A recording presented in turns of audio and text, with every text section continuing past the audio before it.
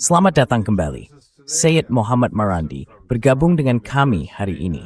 Beliau adalah profesor dari Universitas Teheran dan mantan penasihat tim perundingan nuklir Iran. Terima kasih telah meluangkan waktu pada Minggu pagi untuk berbicara dengan saya. It's a sprite and a grind.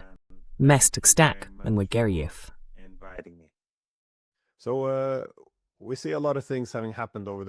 Jadi kita melihat banyak hal terjadi dalam lebih dari 24 jam terakhir. Pertama, Iran menyerang sebuah kapal di Selat Hormuz. Ini memicu banyak kemarahan, terutama dari Uni Emirat Arab. Kita juga melihat laporan bahwa Iran semakin lantang menyuarakan tuntutannya kepada Amerika Serikat. Yaitu, Amerika Serikat harus membayar kompensasi atas apa yang telah mereka hancurkan dan mencabut blokade terhadap Iran. Selain itu, tentu saja ada berbagai perkembangan diplomatik lainnya. Ada Pakta Pertahanan Arab Saudi, Turki dan Pakistan, ada kesepakatan Oman-Iran, ada kesepakatan nuklir Amerika Serikat Arab Saudi. Ya, belum benar-benar difinalisasi, tetapi seolah sudah final. Bagaimana Anda melihat semua perkembangan ini? Karena tampaknya berbagai hal bergerak cepat. Kita bisa mulai dari serangan-serangan baru di Selat Hormuz. Bagaimana kita memahami apa yang sedang terjadi sekarang?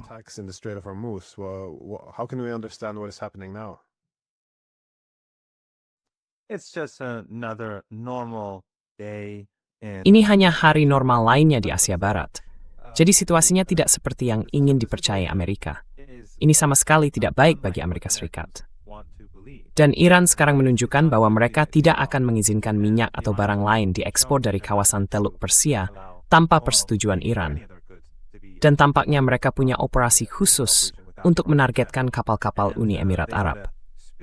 Mereka telah menyerang setidaknya, entah sekarang jumlah pastinya berapa, sejumlah kapal tanker UEA dalam beberapa hari terakhir. Dan ingat, beberapa waktu lalu, Trump mengeluarkan ancaman di Truth Social.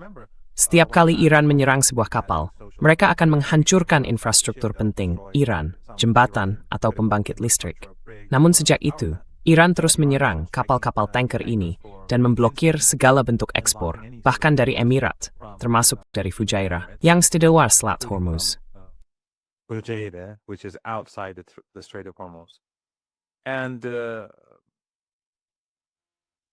Dan kita bisa melihat situasi yang sama di Laut Merah. Angkatan bersenjata Yaman memblokir kapal-kapal Saudi. Pagi ini terjadi lagi serangan terhadap kilang Jazan. Tekanannya ada. Tekanan itu terus berlanjut. Dan seiring waktu berjalan, krisis energi global makin memburuk. Dan orang-orang Iran tahu persis apa yang sedang terjadi. Dan bukan hanya para pemimpinnya. Maksud saya jarang tampil di televisi Iran, tetapi tadi malam saya tampil. Saya mulai menjelaskan pandangan saya tentang kawasan ini. Saya pikir saya akan sedikit membahas Jepang. Lalu begitu saya mengucapkan beberapa kata, pembawa acaranya, Anda tahu, langsung menanggapi saya. Jelas bahwa dia tahu persis apa yang sedang terjadi, termasuk ancaman terhadap pasar obligasi di Amerika Serikat. Begitulah betapa dekatnya peristiwa-peristiwa di Amerika Serikat dan di Barat diikuti. Orang-orang secara umum tahu persis apa yang sedang terjadi, tentu saja.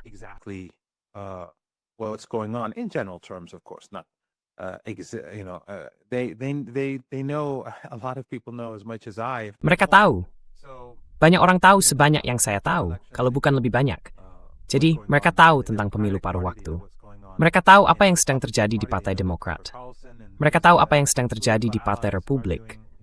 Mereka tahu apa yang dilakukan Tucker Carlson dan sekutu-sekutu politiknya.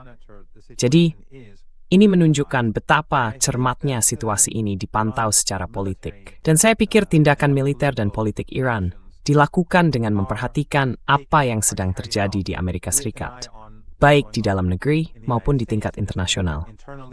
Jadi ya, Uni Emirat Arab sangat kesal, tetapi tidak ada yang bisa mereka lakukan. Dan Amerika Serikat juga tidak bisa berbuat apa-apa. Arab Saudi sangat kesal, karena sekarang mereka berada di perahu yang sama dengan Qatar, Uni Emirat Arab, dan Kuwait. Kau sembari suatu ekspor lewat Laut Thar. They can't export much from the Red Sea. They can't export from the Persian Gulf. And remember, mereka tidak bisa mengekspor dari Teluk Persia. Dan ingat, Anda tentu lebih tahu daripada saya bahwa ini adalah negara-negara yang konsumsi domestiknya tinggi. Mereka tidak seperti Iran, yang telah hidup di bawah sanksi tekanan maksimum dan berbagai sanksi selama puluhan tahun. Konsumen di Arab Saudi terbiasa berbelanja seolah-olah tidak ada hari esok, begitu juga di seluruh kawasan Teluk Persia. Dan ini akan menambah dampaknya.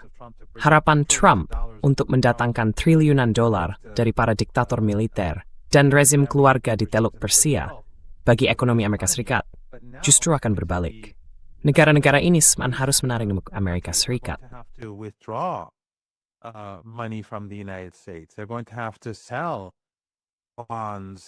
Mereka harus menjual obligasi di pasar Amerika Serikat untuk mempertahankan perekonomian mereka, untuk menopang negara, dan untuk memperbaiki kerusakan yang sudah terjadi serta kerusakan yang terus berlangsung.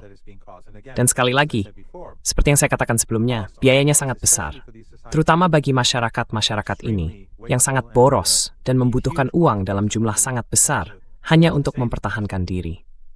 Jadi menurut saya, Iran sedang memainkan strategi menunggu. Mereka akan menekan pihak lawan semaksimal mungkin dan berusaha menanggung penderitaan yang ditimpakan kepada Iran sejauh mungkin untuk bertahan lebih lama daripada Amerika Serikat.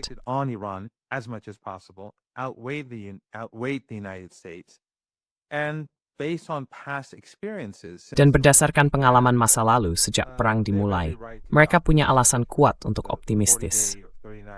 Perang 40 hari atau 39 hari, saya sendiri tidak pernah tahu persis berapa lama, adalah kegagalan besar bagi Amerika Serikat. Tidak satupun pangkalan bawah tanah Iran dihancurkan. Tidak satupun pangkalan bawah tanah Iran rusak di seluruh negeri.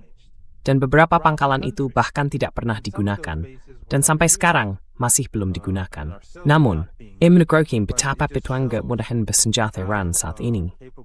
Karena Iran setengah fitur perang abad ke-21 dan terangsi in berterasang and ke-20.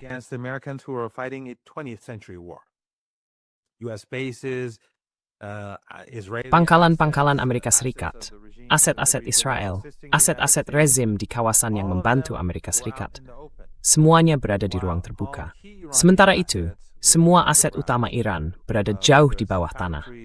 Baik pabrik-pabriknya, pangkalan rudalnya, pangkalan drone-nya, pangkalan yang menampung kapal-kapal cepat Angkatan Laut Iran, pangkalan yang melindungi Angkatan Udara Iran, pangkalan yang melindungi sistem pertahanan udara Iran, serta pangkalan komando dan kendali lainnya. Juga pangkalan-pangkalan di sepanjang Teluk Persia yang dibangun jika Amerika Serikat melakukan invasi darat. Semua ini terlindungi, sementara Iran, satu persatu, menghancurkan aset-aset Amerika Serikat di lapangan.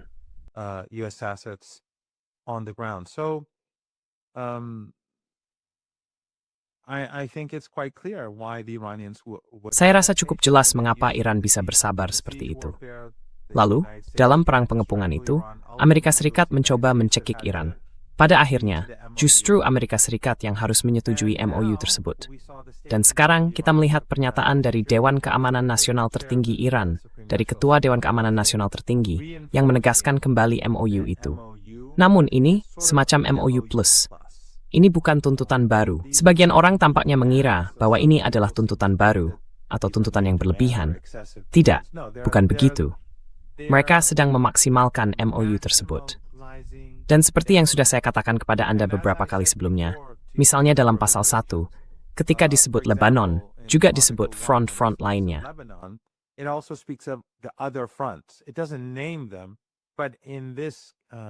Tidak disebutkan secara nama, tetapi dalam pernyataan ini, mereka disebut Palestina, Yaman, Irak. Perang-perang ini harus diakhiri, dan tentu saja ini mencakup Gaza maupun tepi barat. Jadi tuntutan Iran bukan tuntutan baru, tetapi mereka mengatakan bahwa kami tidak akan berkompromi dalam hal apapun. Dalam soal kompensasi, Iran menuntut kompensasi penuh. Itu ada dalam nota kesepahaman. Namun, penekanan yang diberikan pada isu-isu ini sekarang pada dasarnya untuk mengirim pesan kepada Amerika Serikat bahwa bukan hanya kami tidak akan berkompromi mengenai nota kesepahaman itu, kami juga akan memaksimalkan tuntutan kami dalam kerangka nota kesepahaman tersebut.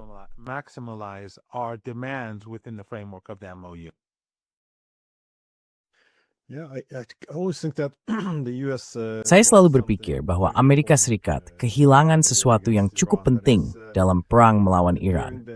Maksudnya, Pada era hegemoni Amerika Serikat setelah Perang Dingin, persepsi utama tentang Amerika Serikat yang menurut saya berakar pada fakta adalah bahwa negara itu maha kuasa. Ada persepsi bahwa Anda tidak bisa menantang Amerika Serikat. Negara itu membuat semua negara menjaga jarak, dan ini merupakan sumber daya yang sangat besar bagi Amerika Serikat. Namun sekarang, dengan setiap serangan terhadap Iran, Anda melihat persediaan senjata mereka terkuras. Artinya siapapun yang menjadi lawan Amerika Serikat akan punya kartu yang lebih baik untuk dimainkan. Dan juga, saya kira, daya tangkal yang dulu ada itu, seperti yang selalu Trump teriakkan di Twitter, yakni bahwa jika ada yang berani menyerang Amerika Serikat, maka kami akan meledakkan negara Anda dan menghancurkan peradaban Anda besok jika Anda berani membalas.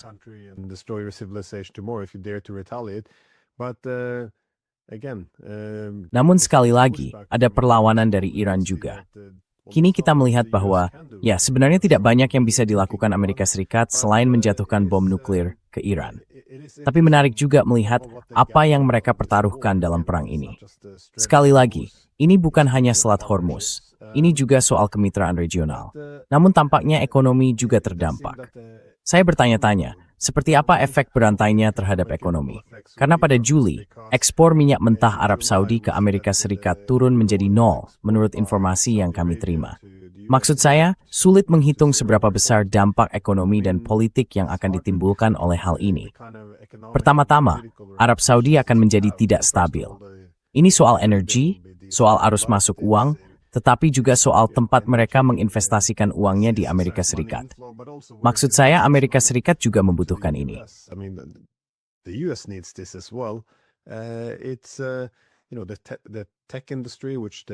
Industri teknologi yang membuat AS bersaing dengan China dalam perlombaan AI membutuhkan pendanaannya, sistem petrodolar.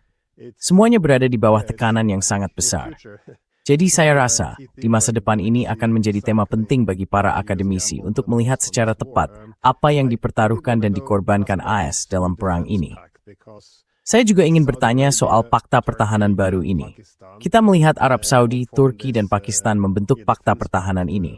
Tentu saja, semuanya kurang lebih mengelilingi Iran. Meski begitu, kepentingan dan motivasi mereka sangat berbeda. Saya ingin tahu sejauh mana Iran menjadi sasaran atau alasan di balik pembentukan ini, dan sejauh mana Iran perlu khawatir atau bagaimana mereka mungkin akan bereaksi. Maaf, pertanyaannya besar.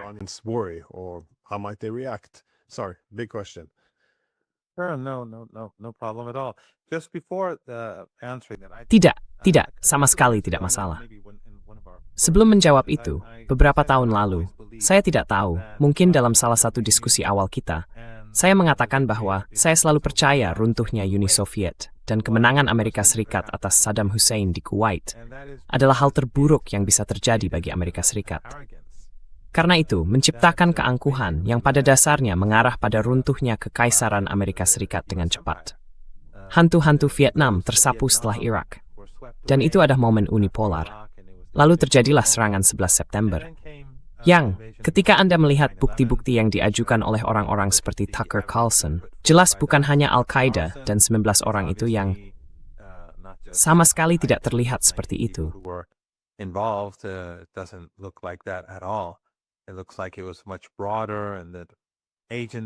Tampaknya cakupannya jauh lebih luas, dan badan-badan yang terkait dengan Barat atau badan-badan Barat juga terlibat. Namun bagaimanapun, sejak saat itu, Amerika Serikat telah merosot dengan cepat. Dan perang ini benar-benar kebalikan dari apa yang kita lihat di Kuwait. Di Kuwait, ada kemenangan yang menakjubkan. Sekarang, hanya 2 dekade lebih, atau 3 dekade lebih kemudian, kita melihat kebalikannya. Amerika Serikat bertempur, atau berperang, dan gagal. Bahkan, 40 hari pertempuran, atau 39 sampai 40 hari pertempuran, mirip dengan waktu yang dibutuhkan untuk mengalahkan Saddam Hussein di Kuwait. Saya rasa itu sekitar 43 hari. Mungkin saya keliru. Tetapi saya pikir itu sebenarnya berakhir menjadi sesuatu yang buruk bagi Amerika Serikat. Karena Amerika Serikat berubah.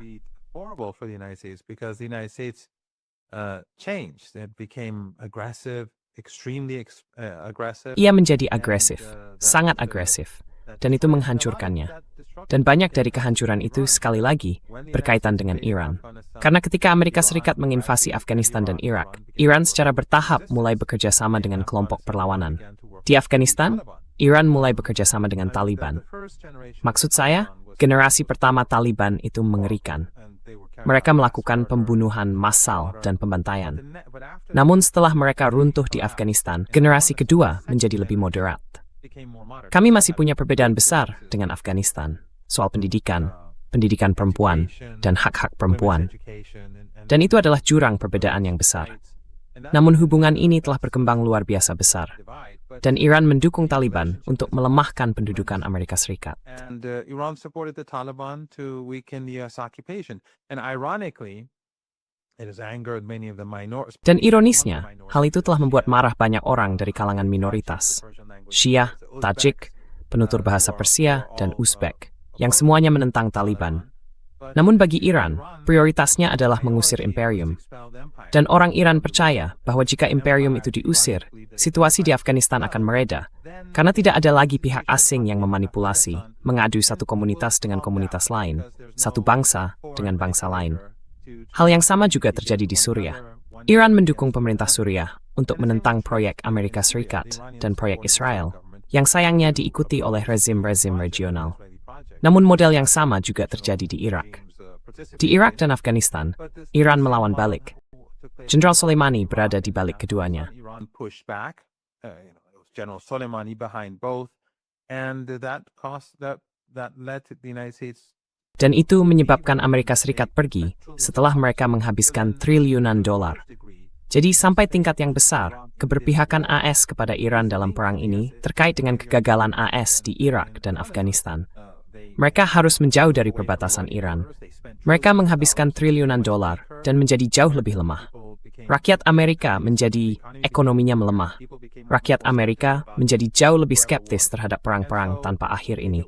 Jadi, kalau bukan karena Iran mendukung perlawanan terhadap imperium di Afghanistan, Suriah, Irak, Lebanon, dan juga Yaman, maka situasinya hari ini akan sangat berbeda. Then today it would have been a very different situation. The Americans would have been able to come forward with. Amerika akan mampu tampil dengan kekuatan yang jauh lebih besar.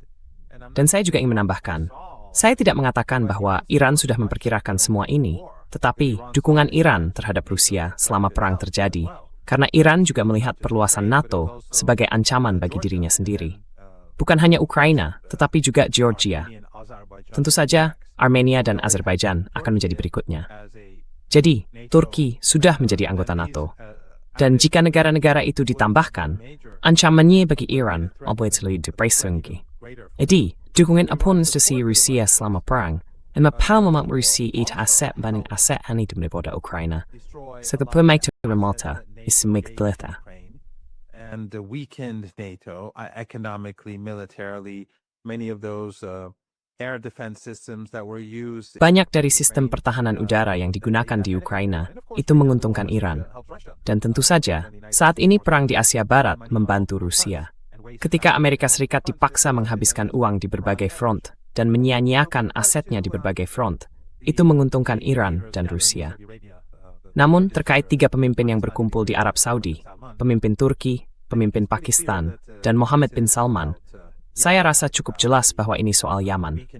Ini soal posisi Arab Saudi yang melemah. Negara-negara ini terkumpul karena Lebanon, karena kemajuan Israel di Suriah. The Israeli advancements in Syria, and they didn't gather over the horrific situation. Dan mereka tidak berkumpul karena situasi mengerikan yang sedang terjadi di tepi barat. Ini soal Arab Saudi yang sangat melemah akibat kebijakannya sendiri. Saudi membantu Amerika Serikat menyerang Iran. Mereka bersekongkol dengan Amerika melawan rakyat Iran. Negara itu bertindak sebagai pangkalan udara Amerika Serikat. Mereka bukan hanya menyediakan wilayah udara, tetapi juga pangkalan udara. Bukan hanya menyediakan pangkalan udara, mereka juga menyediakan bahan bakar jet. Mereka menyediakan semua yang dibutuhkan Amerika. Mereka juga membiayai perang Amerika Serikat. Jadi seluruh pengeluaran Amerika Serikat dan Arab Saudi selama periode ini dibayar oleh Saudi, Qatar, dan Emirat juga. Paid for by the Saudis and Qatar and the Emirates as well. They paid for the U.S. presence. Mereka membiayai kehadiran Amerika Serikat. Dan itu juga benar legabai Kuwait. Jadi pengeluaran untuk pangkalan-pangkalan ini, di pangkalan-pangkalan ini, dibayar oleh pemerintah-pemerintah tersebut. Jumlahnya begitu besar, sampai sebagian dari mereka mengalami kesulitan keuangan sebagai akibatnya. Jadi Arab Saudi membantu Amerika Serikat melawan Iran. Mereka menjadi bagian dari perang itu. Lalu mereka memprovokasi Yaman. Mereka mengebom Yaman ketika mereka telah memberlakukan blokade. Dan blokade terhadap Yaman sudah berlangsung selama bertahun-tahun. Kemudian mereka juga mengebom Irak. Tentu saja dengan secara keliru menyalahkan Irak atas serangan-serangan drone yang dilakukan oleh Yaman. Dan Yaman, sekali lagi, hari ini telah melancarkan serangan drone lebih lanjut. Jadi pada dasarnya, itu hanya untuk Arab Saudi, tidak lebih.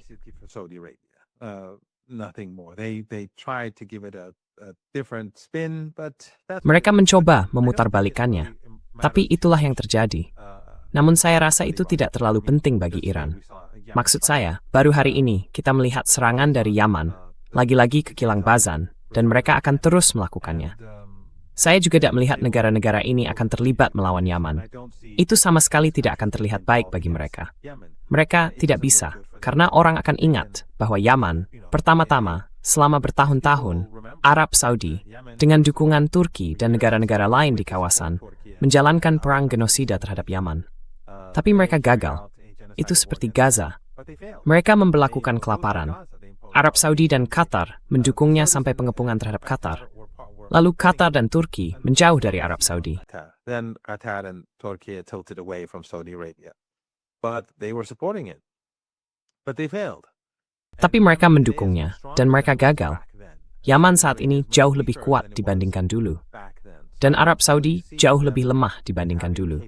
Jadi saya benar-benar tidak melihat mereka punya kemampuan untuk menghentikan Yaman menyerang kapal-kapal Saudi, kilang-kilang Saudi, atau instalasi minyak. Mereka tidak punya sesuatu yang tidak dimiliki Amerika Serikat.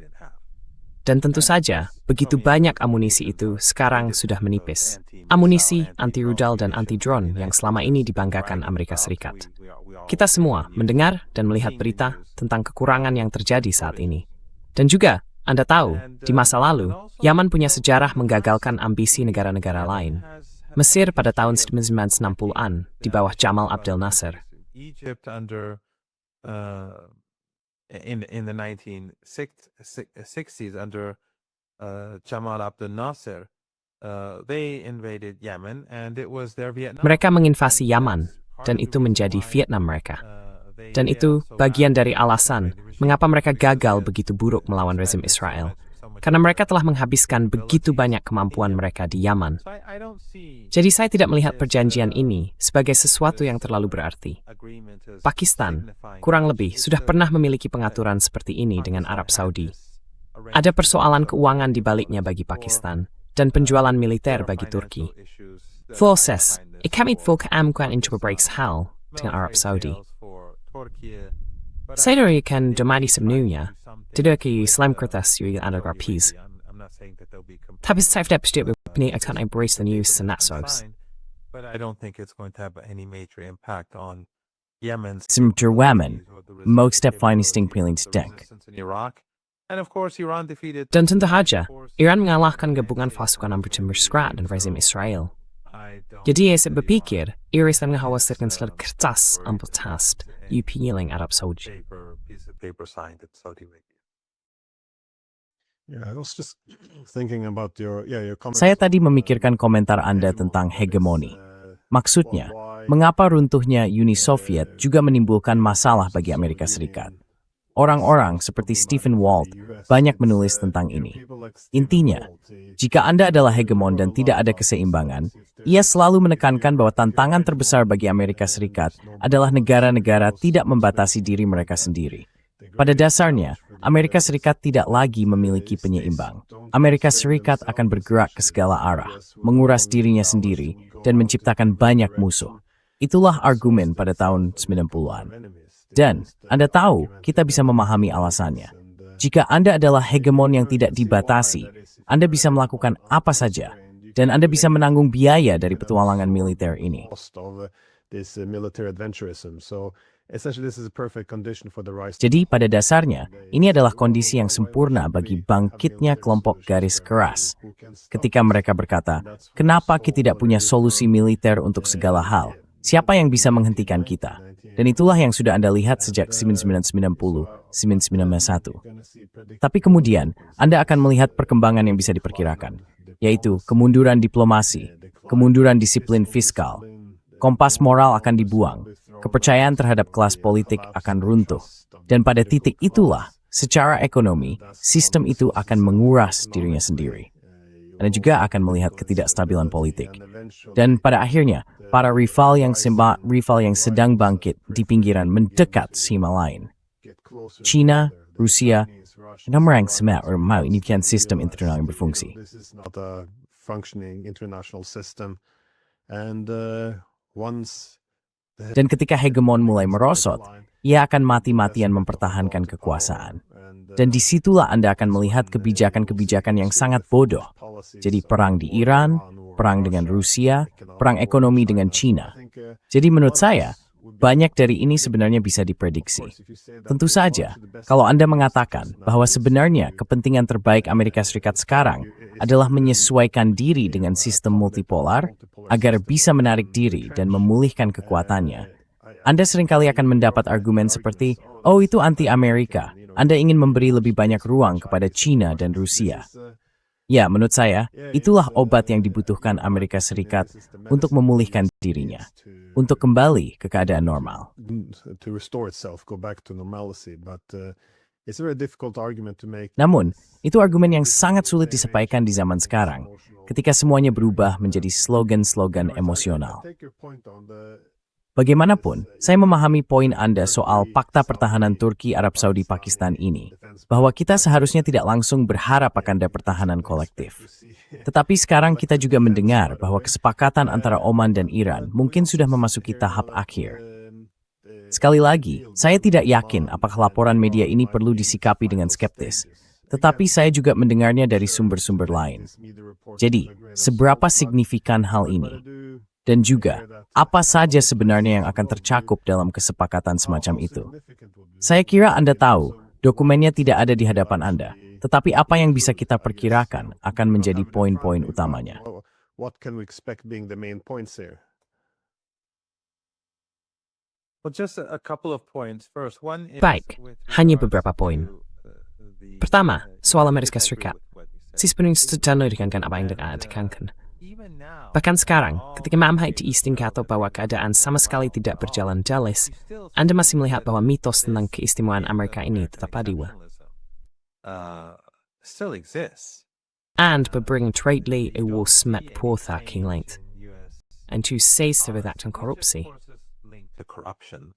The money that's going to the military. Anda tahu, uang yang mengalir ke kompleks industri militer dan ketidakmampuan mereka untuk melakukan reformasi apapun karena mereka menghasilkan uang dalam jumlah sangat besar, dan seterusnya.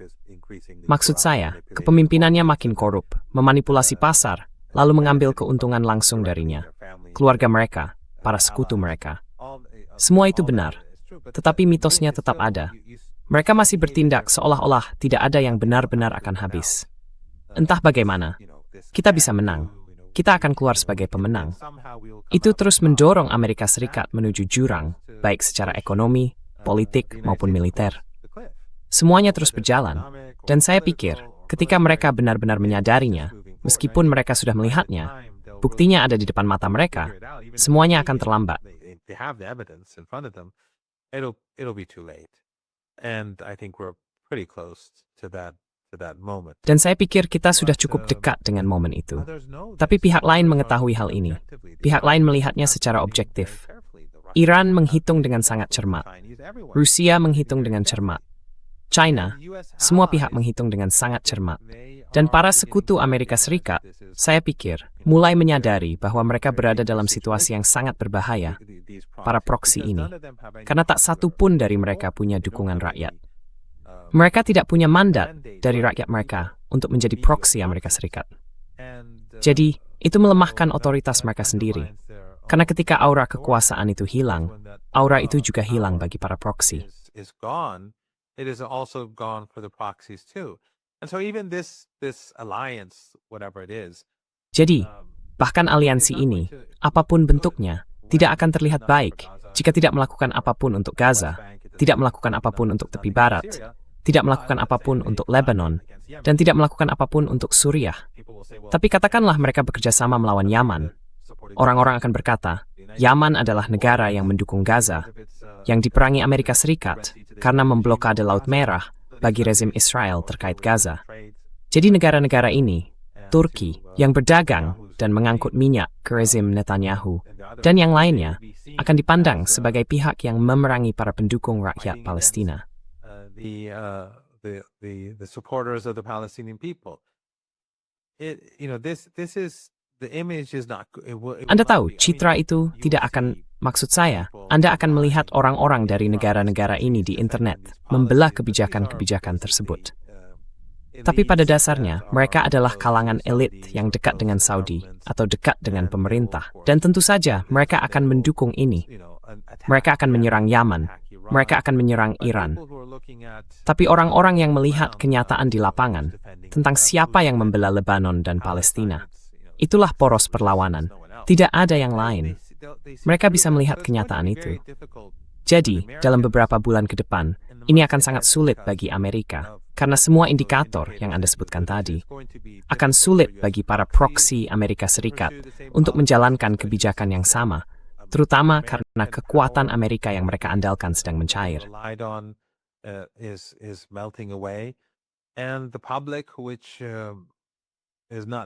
Dan publik, yang selama beberapa tahun terakhir tidak puas dengan banyak hal, akan mengajukan lebih banyak pertanyaan. Mereka kemungkinan akan makin ditakuti oleh pemerintah-pemerintah ini. Pemerintah akan makin takut pada populasi yang marah, yang ingin melihat genosida di Gaza berakhir. Sementara itu, Iran hanya menegaskan kembali posisinya soal Gaza. Ketua Dewan Keamanan Nasional tertinggi Iran, dalam pernyataannya kemarin, sangat tegas mengenai sesuatu yang berulang kali saya katakan. Palestina harus menjadi bagian dari nota kesepahaman. Palestina bagian nota kesepahaman itu. Bagi Iran, Palestina memang bagian dari nota kesepahaman, bukan hanya Gaza, tetapi juga tepi barat. Karena Iran tidak hanya menyebut Gaza.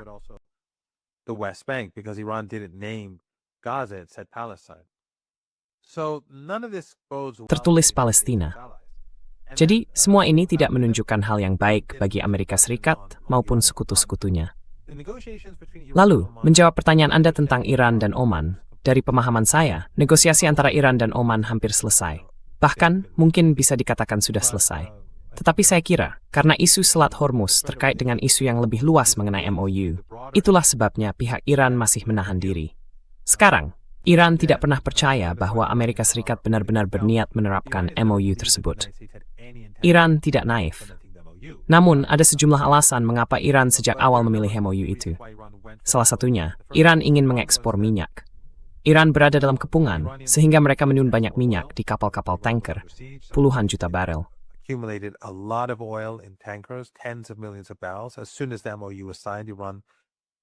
Begitu nota kesepahaman itu ditandatangani, Iran mengekspor minyak tersebut ke pasar-pasar Asia untuk memperkuat posisinya menghadapi bulan-bulan berikutnya.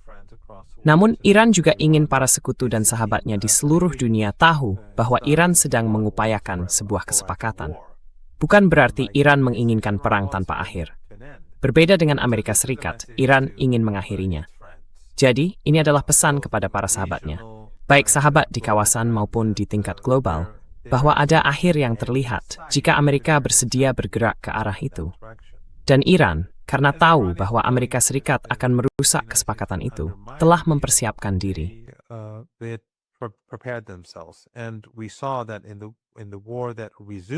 Dan kita melihat itu dalam perang yang kembali pecah setelah Amerika Serikat melanggar kesepakatan dan membentuk koridor di Selat Hormuz yang bertentangan dengan pasal 5. Ketika Amerika Serikat melanjutkan perang, Iran tampil bahkan lebih baik daripada dalam perang 40 hari itu.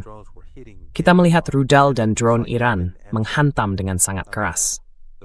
Lalu kita juga melihat Yaman masuk ke dalam perang akibat kebodohan Saudi yang menyerang Bandara Internasional Sana'a.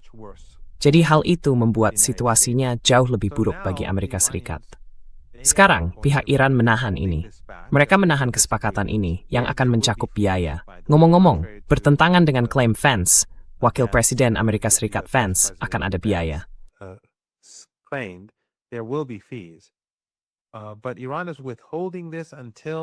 Namun Iran menahan ini sampai persoalan MOU diselesaikan.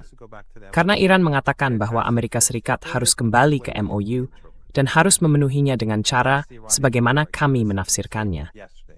Jadi pihak Iran lebih tegas dalam pernyataan mereka kemarin.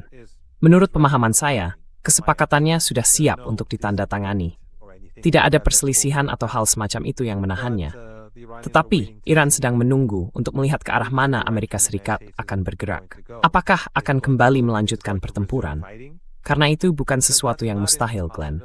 Anda dan saya sama-sama tahu bahwa Trump berada di bawah tekanan besar dari rezim Israel, lobi Zionis, egonya sendiri, dan kelompok yang mendahulukan Israel di Amerika Serikat.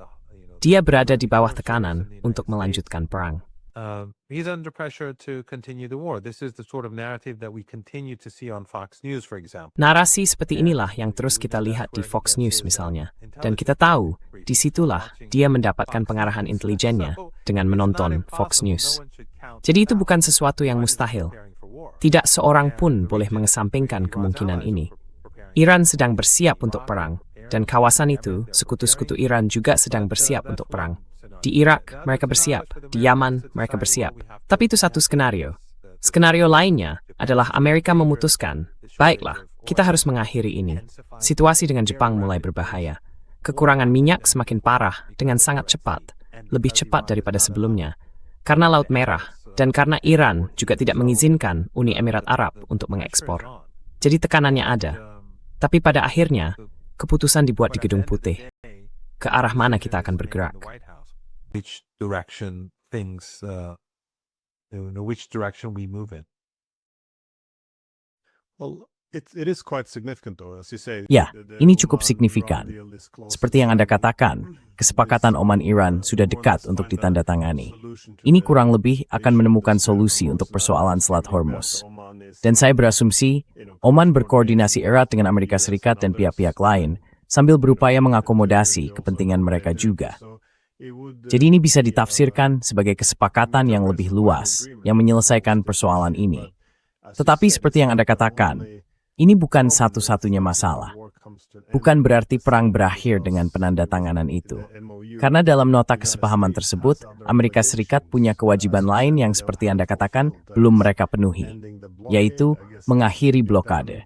Saya kira itu bisa dilakukan tanpa terlalu banyak masalah. Mengakhiri pertempuran di Lebanon, saya kira lebih problematis. Soal reparasi, saya juga tidak melihat itu akan terjadi. Tetapi mungkin, dari cara bahasanya dirumuskan, hal itu bisa memiliki bentuk. Saya tidak yakin membuat epoch remai kemne ini like a thing. There are ways to do this. Ada cara untuk melakukan ini. Maksud saya, negara-negara di kawasan Teluk Persia ini punya banyak uang di pasar Amerika Serikat dan di Barat. Dan tentu saja, mereka berpihak pada Amerika Serikat dalam perang ini. Namun, nota kesepahaman itu dirancang sedemikian rupa, sehingga, misalnya, uang yang masuk ke Iran secara efektif akan menjadi pelanggaran terhadap kedaulatan Amerika Serikat. Atau setidaknya pelanggaran terhadap dekret presiden atau keputusan yang dibuat pemerintah Amerika Serikat terkait investasi di Iran. Dan tentu saja, saya tidak mengetahui rinciannya. Tetapi model-model yang sedang dirancang Iran adalah model yang bisa dijalankan, namun juga melanggar rezim sanksi. Jadi itu tidak harus berasal dari Amerika Serikat. As well. So it doesn't have to come from the United States. Of course, there are things that the United States will have to do. Tentu, ada hal-hal yang harus dilakukan Amerika Serikat. Dan ada banyak hal yang harus dilakukan Amerika Serikat. Dan yang paling utama bagi Iran adalah mengembalikan wilayah Lebanon kepada rakyat Lebanon, serta memaksa rezim Israel mundur di Gaza dan tepi barat. Maksud saya, ini adalah tuntutan utama Iran. Ini tidak akan berakhir sampai ada perdamaian di Asia Barat. Dan tentu saja, aset Iran yang dicuri harus dikembalikan, serta isu-isu lain yang telah dibahas. Namun, ada memusingkan timen yang wahda esgregsam this was that de itsipisten gegen di Washington, ke rekening di Teheran. Ada tahap perticain jumlah keuangan. Bank accounts in Tehran. There are other ways of doing it. Yeah. Well, I'm just thinking in the US though, even if they do recognize Saya hanya all berpikir, the- Amerika Serikat, bahkan jika mereka mengakui bahwa semua jalan menuju potensi kemenangan sudah habis, mereka harus mengakhiri semua ini. Namun, politik dalam negeri memang menjadi masalah. Maksud saya, Trump sudah menghabiskan sekitar 1 dekade, bahkan lebih dari 1 dekade, mengatakan betapa lemahnya Obama karena mencairkan sebagian aset Iran. Selain itu, JCPOA disebut sebagai kesepakatan yang sangat buruk. Jadi, kenyataan bahwa sekarang dia harus melepaskan dana Iran dan menerima kesepakatan yang paling baik tidak akan berbeda dari JCPOA, akan sangat sulit jual di Washington. in Of Washington. course, it's not clear if we will ever get there, but Iran- Tidak jelas apakah kita akan pernah sampai ke sana, tetapi Iran tidak akan berkompromi. It can be resolved. Jadi keputusan ada di tangan mereka. Ini bisa diselesaikan dalam hitungan minggu, bisa diselesaikan dalam hitungan bulan, dan bisa tetap tidak terselesaikan. Namun, posisi Iran saat ini menurut saya sangat berbeda dari sebelumnya. Dan itu akan menjadi kekalahan lebih lanjut bagi Amerika Serikat. Jadi, bukan berarti Iran berharap Trump akan menyerah besok dan menjalankan kewajibannya dalam kerangka MOU berdasarkan penafsiran Iran. Tetapi ini menunjukkan tekad Iran untuk memastikan bahwa Amerika Serikat dikalahkan dan bahwa sekutu-sekutunya di kawasan, di Gaza, di Palestina, rakyat Palestina, di tepi barat, dan di tempat-tempat lain merasakan manfaat dari kekalahan Amerika Serikat dan Israel ini. They feel the benefits of this U.S.-Israeli defeat because at the end of the day, the defeat. Karena pada akhirnya, kekalahan rezim Amerika Serikat adalah kekalahan bagi rezim Israel. Dan pertempuran memperebutkan Selat Hormuz lebih penting daripada pertempuran manapun yang terjadi di Asia Barat selama periode ini. Ada yang mungkin bertanya kepada saya, mengapa Iran tidak menyerang rezim Israel selama 13 hari ini? Nah, Iran fokus untuk memenangkan Selat Hormuz. Dan kekalahan bagi Amerika Serikat adalah kekalahan bagi rezim Israel. Tentu saja, selama periode ini, Iran berjuang menghancurkan semua instalasi radar dan pertahanan yang dibangun di Teluk Persia, Arab Saudi, Yordania, dan Irak Utara untuk melindungi rezim Israel. Mereka menghancurkannya agar jika terjadi perang, Iran dapat menggunakan drone mereka, terutama dengan lebih mudah. Begitu juga rudal mereka. Drones, especially more easily, and their missiles. And also the Iranians want the crisis, the internal crisis. Dan juga, Iran menginginkan krisis ini, krisis internal di Israel yang kita lihat sekarang. Jika Israel menyerang, Iran akan membalas keras untuk merugikan Netanyahu jika Netanyahu memulai perang. Namun saat ini, sebelum pemilu, Iran ingin melihat apa yang terjadi di Palestina. Bukan berarti para lawan Netanyahu kurang genosidal, tetapi perpecahan mendalam di Palestina ini adalah hal yang baik bagi kawasan. Namun pada akhirnya, pertempuran untuk Selat Hormuz adalah pertempuran yang menentukan. Itulah yang pada dasarnya mengubah arah kawasan dan mengubah masa depan dunia. Dan yang dilakukan Yaman adalah memperkuat Hormuz.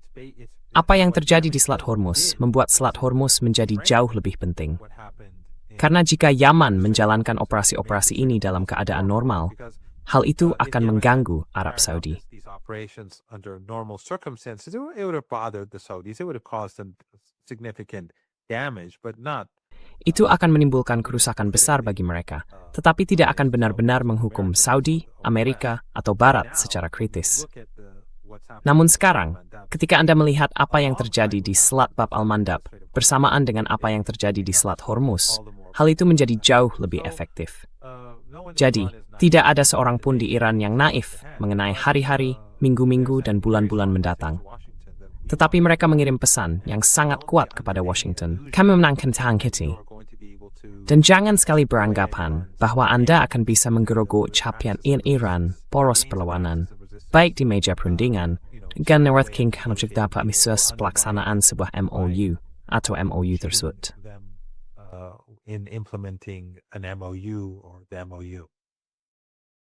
I think this is another problem for Trump though because Saya kira ini juga menjadi masalah lain bagi Trump, sebab dia menjual kemenangan, atau pada dasarnya menjadikan indikator kemenangan sebagai lihat berapa banyak orang yang terbunuh, atau seberapa banyak infrastruktur militer maupun sipil yang berhasil kita hancurkan. Namun, seperti yang Anda katakan, itu bukan indikator kemenangan. Ini konflik yang sangat kompleks, Dan jelas ada indikator keberhasilan yang lebih baik daripada membunuh lawan. Than, killing opponents. And probably the worst is not just the fact that the United Mungkin yang paling buruk bukan hanya fakta bahwa Amerika Serikat terus mendukung genosida, tetapi juga fakta bahwa Amerika Serikat terus-menerus mengancam Iran dengan Holocaust. Maksud saya, Amerika Serikat bukan hanya gagal secara militer, tetapi Amerika Serikat dan Barat juga telah tersingkap. Maksud saya, elit Barat telah tersingkap secara moral. Dan itulah sebabnya orang-orang di Barat berbalik menentang, terutama di Amerika Serikat, menentang kemapanan politik. Dan kita melihat hal itu terjadi dalam perang saudara di kubu kanan, dan perang saudara di Partai Demokrat. Saya tidak tahu apakah itu bisa disebut kubu kiri.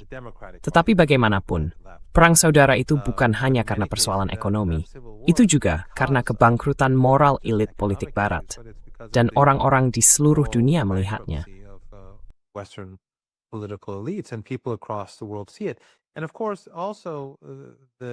Dan tentu saja, mitos tentang kekuatan Amerika Serikat juga sudah runtuh. Orang-orang melihat itu. Setiap hari, Amerika Serikat mengatakan bahwa mereka menghancurkan ini, menghancurkan itu. Tetapi setiap hari, Iran menembakkan rudal. Jadi jelas, mereka tidak menghancurkan semua hal yang mereka klaim telah dihancurkan. Dan tampaknya, maksud saya, bahkan jika Amerika Serikat tidak mengalami kekurangan yang kita dengar hari ini, mereka tetap akan kalah. Karena selama perang 40 hari atau 39 hari, tidak ada pembicaraan tentang kekurangan itu. Maksud saya, kekurangan itu sudah ada, dan Iran sudah menguras kemampuan Amerika Serikat bahkan sebelumnya. Kita ingat Operasi True Promise 1. Ketika Iran mengirim rudal dan drone itu, mereka menghabiskan jumlah yang sangat besar. Lalu True Promise.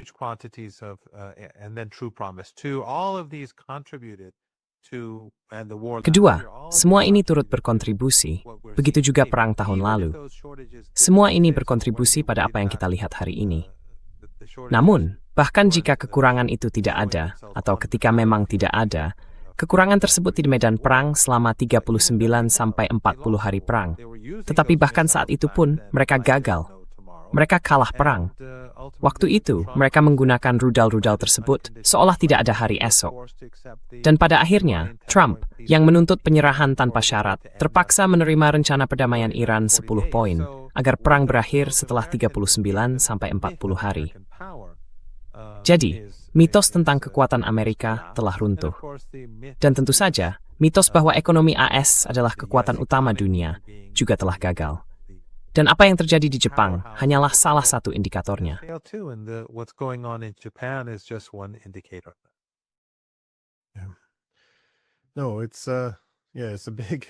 Tidak, ini kekacauan besar. Dan tentu saja, satu hal yang bisa dilakukan Trump untuk menjual kemenangan ini adalah tentu saja jika dia bisa mendapatkan kesepakatan nuklir JCPOA yang lain. Karena kemudian dia bisa mengklaim kami mencegah Iran mendapatkan senjata nuklir. Jadi dia bisa menjual narasi bahwa kami telah menimbulkan begitu banyak penderitaan bagi mereka hingga mereka harus menandatangani kesepakatan ini dan sekarang mereka tidak akan mendapatkan senjata nuklir. Tetapi bahkan dalam isu ini pun, dari yang saya pahami, Iran tidak ingin Amerika Serikat memilih-milih bagian yang mereka inginkan dari sebuah memorandum kesepahaman. Jadi kesepakatan nuklir itu harus datang di bagian akhir.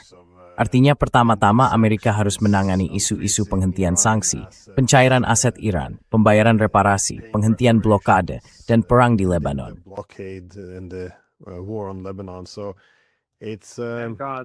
Jadi di Gaza, saya kira kita belum benar-benar mendekati akhir perang.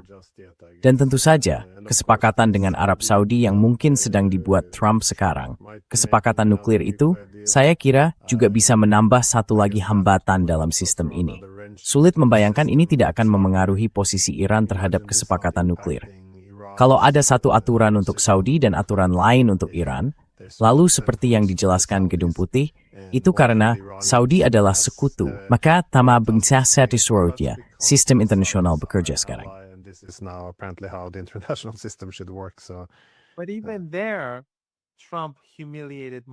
Namun bahkan di sana, Trump mempermalukan Mohammed bin Salman. Maksud saya, belum lama ini dia mengatakan bahwa Mohammed bin Salman bisa mencium pantatnya. Lalu, setelah semua negosiasi dan kesepakatannya disetujui, Trump muncul dan berkata, "Tapi pertama-tama, mereka harus menerima." Maksud saya, ritual-ritual penghinaan ini benar-benar luar biasa. Cara Amerika Serikat memperlakukan teman-temannya dan pihak-pihak yang katanya teman para proksinya benar-benar sulit dipercaya. Meaning, it's innate memperlakukan. Seva, jadi Arab Saudi, ang patserikan nuklir. Maksud saya Iran, meresak. Ia memperintah ke Arab Saudi memiliki program nuklir. Is Iran afraid of Saudi Arabia having a nuclear program? Iran offered Saudi Arabia. Iran menawarkan teknologi pengayaan nuklir kepada Arab Saudi. Mereka sudah menawarkannya selama, maksud saya, orang-orang bisa mengeceknya di internet. Iran sudah mengatakan ini selama bertahun-tahun, bahwa kalau mereka menginginkan teknologinya, kami akan memberikannya kepada mereka. Tetapi Saudi menahan diri untuk melakukannya. Mereka menahan diri untuk mendapatkannya dari Tiongkok atau dari Rusia. Mereka hanya duduk diam dan menunggu untuk melihat apakah Amerika akan memberikannya kepada mereka. Dan ketika Amerika akhirnya setuju untuk memberikannya dengan banyak pembatasan, lalu mereka berkata, "Oh, tapi kalian harus lebih dulu bertekuk lutut kepada Netanyahu." Dan ini tidak memperkuat fondasi keluarga penguasa.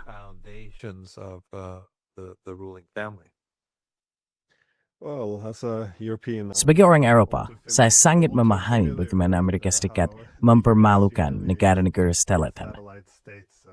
Domestikal kreis kelukang berawang kem waktu magroth within 8 untuk berpestera dengan kami. Terima kasih, oke. Senang sekali, Glenn. Terima Nick Smask, listening semang Shay.